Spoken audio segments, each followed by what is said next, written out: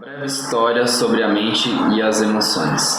Aprenda como as emoções podem mudar a sua vida para sempre. Nos últimos 2 vídeos, que você pode ir lá no YouTube agora e acessar, só digitar Vander Hipnose e vai aparecer lá a lista dos vídeos para você poder assistir. Dá um like, se você puder comentar o que você achou do vídeo, o que você entendeu, para a gente, de repente, até debater alguma parada legal, uma nova ideia, os novos insights, tá bom? Curte lá, compartilha e comenta. Muito obrigado. Vamos lá. Hoje eu vou falar sobre a reconsolidação da memória.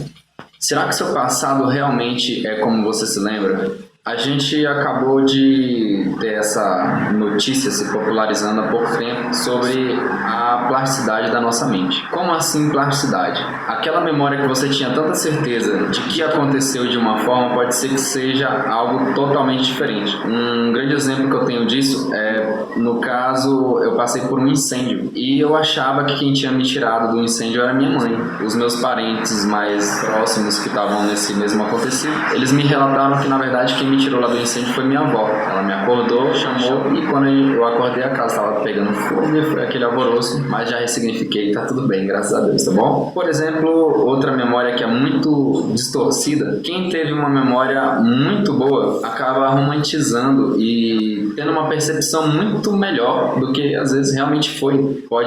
Isso acaba sendo uma coisa muito boa. Se te faz bem, não quer dizer que vai ser uma distorção ruim. No entanto, tem pessoas que já fazem o contrário. Elas generalizam essas informações de forma horrível. Por exemplo, um cliente com depressão que chegou para mim no consultório e ele informou que não tinha nenhum momento bom que ele se lembrasse quando estava fora do transe. Já quando a gente colocou ele em transe, foi aprofundando mais nas memórias mais antigas, nós descobrimos muitas memórias boas, muitos acontecimentos maravilhosos que ele tinha e que ele havia perdido a capacidade de se recordar com tal facilidade, talvez até esquecido mesmo. E o bom disso tudo, quem teve uma infância com problemas, por exemplo, traumas de infância, alguma coisa assim, a gente também tem a possibilidade de alterar essas memórias. Da mesma forma que as memórias se degradam automaticamente, a gente também tem a possibilidade de modificá-las. Como? Através da ressignificação. Nós podemos trazer aquela memória problema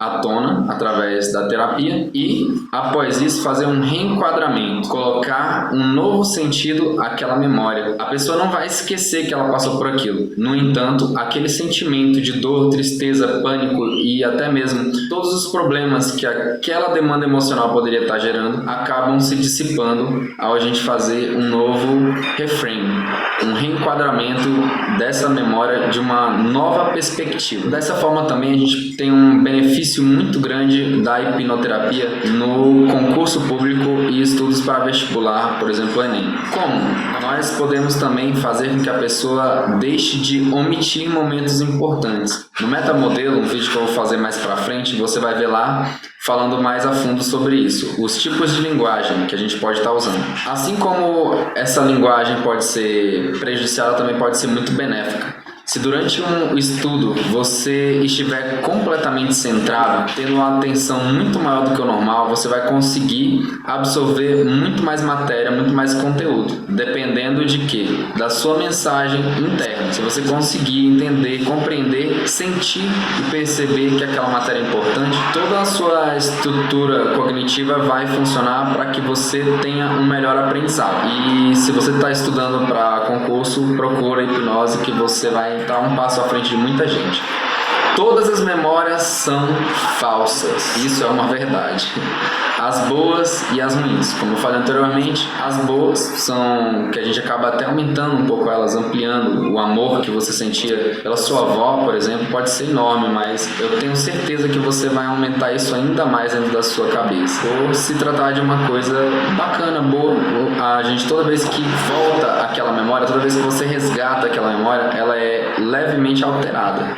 A memória ela não existe como um arquivo que você lê num pendrive. Até mesmo no arquivo do pendrive, depois de um tempo, muitas vezes já aconteceu comigo, aquele arquivo acabou sendo corrompido e eu tive perda daquele vídeo, filme ou alguma matéria importante que eu tinha.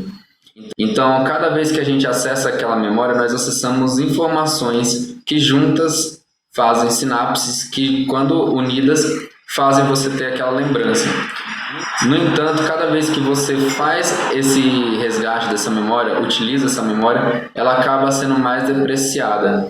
Isso gera uma perda, principalmente da autenticidade daquela memória. Por isso que está tendo uma grande polêmica quanto à hipnose forense. Tem muitos estudos agora que estão comprovando que ela não teria eficácia. Por exemplo, aconteceu um assassinato e a pessoa estava lá perto, ela presenciou tudo e o bandido não a viu. Porém, o trauma foi tão pesado que ela acaba apagando aquela memória para preservar a mente. O corpo, às vezes, a mente humana, às vezes, ela faz isso. Ela apaga determinadas memórias para poder preservar o sistema ao todo. E nesse caso, alguns estudos mostraram que isso não seria possível. Eu, particularmente, não acredito muito nesse estudo. Acredito que teriam outras formas de comprovar isso.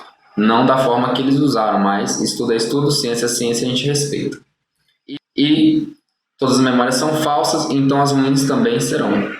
A gente ter essa possibilidade de modificar aquelas memórias traumáticas ou mesmo crenças que não são fortalecedoras, crenças limitantes, né? Esse nome já está até meio batido, mas é verdade. Crenças limitantes alteram sim a sua vida e a sua realidade. Quanto antes você ter consciência do tanto que as crenças limitantes estão te prendendo, mais rápido você vai ter a vida que você acredita que merece, a vida que você realmente quer.